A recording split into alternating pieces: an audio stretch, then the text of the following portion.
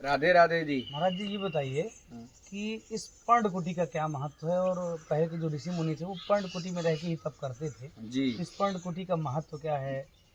और वह पहले के ऋषि और कहीं भी रह सकते थे, लेकिन वो लोग पर्णकुटी बना के ही रहते थे। बहुत सुंदर आपने प्रश्न किया। जी। पहले के ऋषि मुनि पर्णकुटी में क्यों रहते थे? जी। एक तो पर्णकुटी कहते किसको है ये जरा हम समझ लें। जी। इसमें दो शब्द है, पर्ण और कुटी। जी। कुटी शब्द का अर्थ है ऋषि मुनि जहाँ पर अपना समय व्यतीत करते थे उसको कहते थे कुटी। जी। और पर्णकुटी शब्द का अर्थ होता है पत्ते से बनी हुई कुटी। जी। तो उन लोग तप करने के लिए दुनिया से शांत, दुनिया के भोग विलासिता पदार्थ से दूर रहने के लिए एकांत, एकाकिनम तपः, तप करने के लिए एकांत चाहिए। तो एकांत में बैठकर तप करने के लिए, अब तप करने के बाद उनको कुछ विश्राम चाहिए। तो उस समय तप करने के बाद में गर्मी आती थी।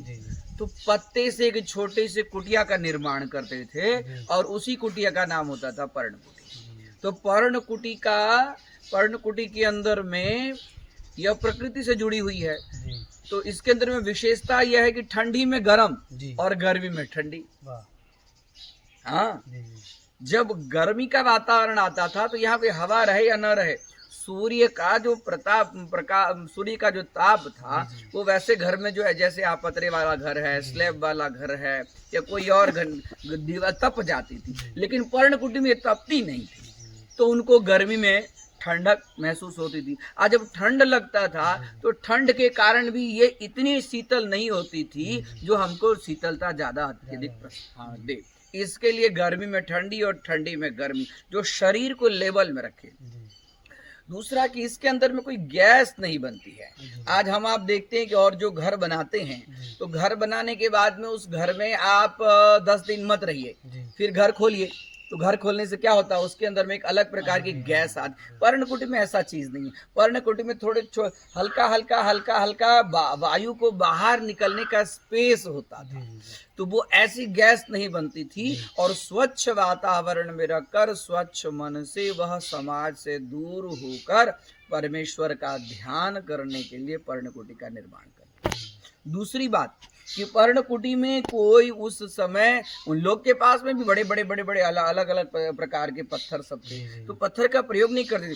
गाय के गोबर से लीपन होता था। तो गाय के गोबर से लीपन होने मात्र से जो मतलब असुर पिशाच आदि जो तत्व होते थे वो स्वतः दूर हो जाते थे। हाँ, और गाय का गोबर लीपन करने से पवित्रता आती थी, और गाय के गोबर के पास में बैठने से उनके अंदर में मन शुद्ध हमेशा रहता था।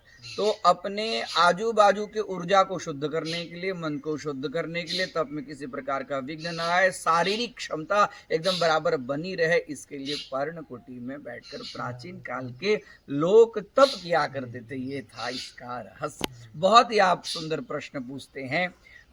खूब खूब आपका धन्यवाद।